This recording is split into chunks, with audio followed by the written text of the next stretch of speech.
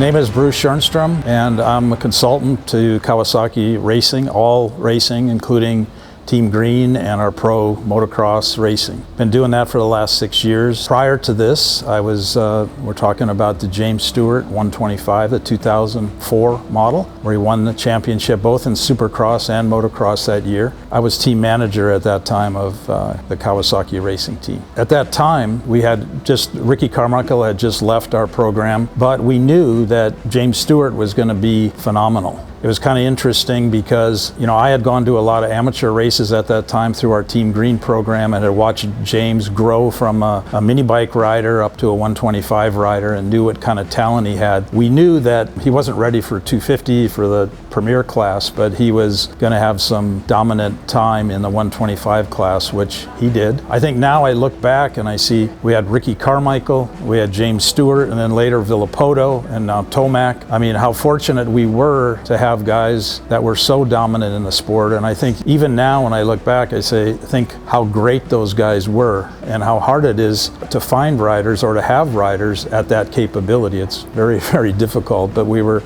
very fortunate. And I think it speaks to how successful our Team Green program was, not only at finding talent, but also helping to develop the talent. Well, James on a 125 was spectacular. He still holds the record for most wins in the class, both motocross and supercross. And he was a super talent. I remember one event in particular, his first year in 2002, when at Unadilla, when he had gotten into a little bit of a, let's say, racing situation with Chad Reed. James and Chad had been going back and forth, very competitive. And I know Chad had somehow indicated that if he got a good start, he could beat James. During the first moto, James got the start and he was in the lead. He started slowing down, so we got mechanics all over the track. We're saying, how does the bike sound? Is it sound okay? Is there something wrong with the bike? Chad went past him and took about a 5-10 bike length lead, and then James got back on the gas and passed him and won the moto. And after the race, we're up on the podium and we're asking, like, what happened? Anything? He said, I just wanted to show him I could win. It was, you know, he had so much confidence. It was just, and he had so much talent. And not to discredit Chad Reed because he's a hell of a rider, but there was just a time, I think, for James Stewart where he was just really feeling good on the bike, and I think he had so much confidence in his ability. Another event, I don't remember what year this was, I think 2003 at Budds Creek, he went down in the first turn. He was dead last at the start, came back and won the moto. I mean, it was incredible. I mean, if I hadn't been there and seen it myself, I think it would be very difficult. Of course, you can watch it on YouTube.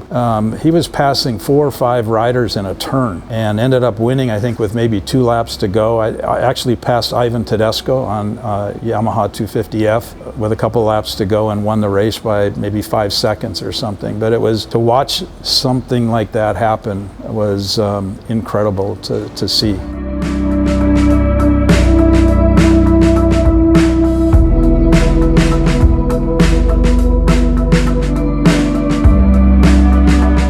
In 2004, we had our new 250F available, and we had offered it to James to try, and he did try it in the preseason, but he decided to stay on the 125. And I think partly because he'd had so much success in 2002 and 2003, he knew it was his last year on a 125, and he felt like, hey, I've had a lot of success with this bike, I'm going to stick with it. And even as the season went on, especially in motocross, where he wasn't getting the starts that he had previously, because I think some of our competitors had found a way to get some more power out of the 250Fs, he was able to pass people and still win. And so it wasn't until the last race of the year he finally said, I want to try the 250F, and he rode one virtually stock. It had a pipe on it, a Pro Circuit pipe, and we had our suspension on it, and he dominated that day. I remember when he came off the track, the first moto, he said, this is so easy, it's like cheating. Actually, James was quite easy on a bike. Like his riding style, I mean, he was very easy on the engine, easy on the clutch. The biggest biggest challenge was with the chassis, because the risk he would take and his ability to do things that maybe others couldn't do, which put the chassis in additional strain. But we never reinforced the chassis, we just replaced them more frequently. You know, obviously James was on our team and he had access to all of our factory parts. I would say from the engine side, we had transmissions from KHI, special different ratios and things. Actually, Pro Circuit had the same ones. We ran bigger radiators just for cooling, safety. They're larger than stock that we got from Japan. Also, special Mikuni carburetor with power jet and TPS, throttle position sensor, that was tied into the ECU so we could change timing and when the power jet came on, things like that, and to adjust it to his riding style. The rest of the motor was, other than Rick Ash, was the engine developer for us here at Kawasaki. And James really liked a torquier. He gave up a little bit of top end power, which people might find interesting, but we probably ran about between 1 and 1.5 horsepower less than Pro Circuit did on our bike. He had the opportunity. Mitch was very good from Pro Circuit about letting him try their engines, and he liked them, but he liked the torquier engine that we had. He had his choice to select either one. And it's because he was very good at shifting. He knew exactly when to shift. The guy was unbelievable in that sense. You could see the way that he was so good at carrying momentum on the track, and I think that was what allowed him to have the kind of success he did with the 125 against the bigger 250Fs at that time. We did work very closely with him to develop the engine and chassis for his riding style. So on the chassis side, the frame and the swing arm were production stock. Even the linkage was stock,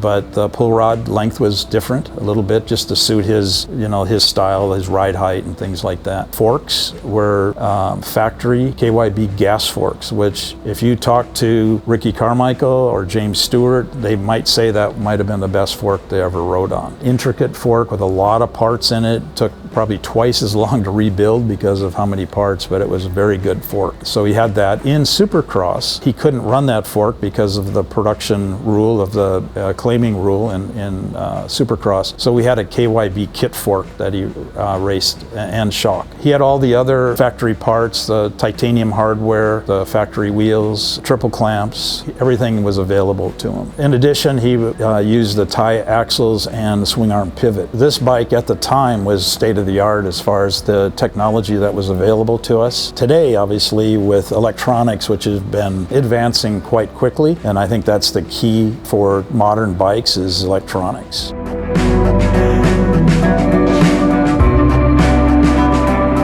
James was a factory rider on our team, but we worked very closely with Pro Circuit. The opportunities, I'd say, for the riders on either side were the same. He fit in really well with our team, and his dad was a big asset to him. I think one of the things that I remember about James that was so unique, when we started testing with him, he was 15 years old, and he didn't turn 16 until 2 weeks before Anaheim 1. So he's a very young man at this time, but his racecraft and his ability to adjust on the track was uncanny. Intelligent on a racing sense beyond his years. And I attribute a lot of that to his dad. I think really worked with him and helped him with that. So we didn't spend a lot of time with him talking to him about lines and things like that. Like he knew where to go. He saw things, he adapted very quickly, and it's very unique, especially for a rider as young as he was. I would say an interesting story about James during our testing was the very first day that he tested for us. He was obviously a bit nervous. He hadn't really been around our team. I mean, I was probably the only one that really knew him because of the time I had spent in seeing him in the amateur side of things. So he had a terrible day. Stefano Roncata was on our team at that time riding a 250, and he was making his laps on the track, and James had a terrible time getting through the whoops that first day. It really was frustrating, and some of the guys on the team were thinking, I thought this kid was really good and everything. So I said, he'll be fine, don't worry. And so he had a really bad day. His hands blistered up early, and we were done before 11 o'clock that first day. The next day we're testing again, and he was phenomenal. I mean, it didn't even look like the same person. I mean, he was so good. He was faster than Roncata on the track and Mercado's on a 250. I mean, it was unbelievable, and the guys on the team were like, this guy's unbelievable. After he came in from his first practice, I asked him, I said, well, what's different about today than yesterday? He said, well, last night I thought about it, and I saw Mercado go around, and I kind of saw what he was doing, and I just decided I was going to do it, and that was it. Just the ability for him to adapt as quickly as he could like that in literally 14 hours or whatever it was, and be back on the track and just be as good as everybody saw him be as a professional rider in one day was astounding. Well, it's kind of interesting when we signed the deal with Chevy Trucks division of Chevrolet, was our graphic sponsor at the time was really worried about it, because as you know, in the truck business, you kind of got half the people are Chevy guys and half the people are Ford guys. Well, you got Toyota too and Dodge, but predominantly those two brands were the fighting for supremacy all the time. And they were worried about, gee, this could really hurt our sales of this graphic because of all the Ford guys. They're not going to buy a Chevy graphic. But it was the biggest selling graphic they ever had. You know, I think a big part because of James, and then obviously Ricky. You know, you had two guys that were mega stars really, and did a good job for us. And I think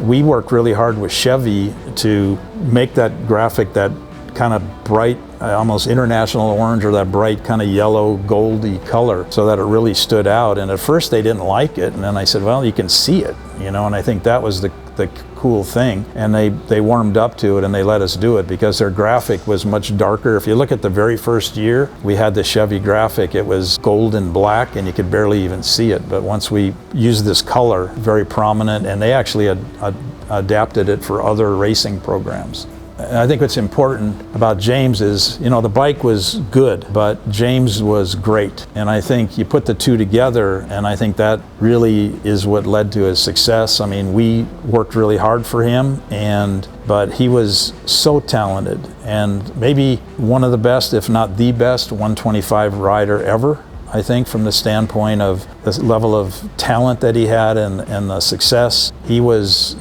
somebody that I'll never forget as far as how good he was at riding that bike and doing things that other people only dreamed about doing. You know, he created the scrub on this bike, literally. What he did for the sport as far as changing how people ride and how they raced was a big part, you know, started right here on this 125.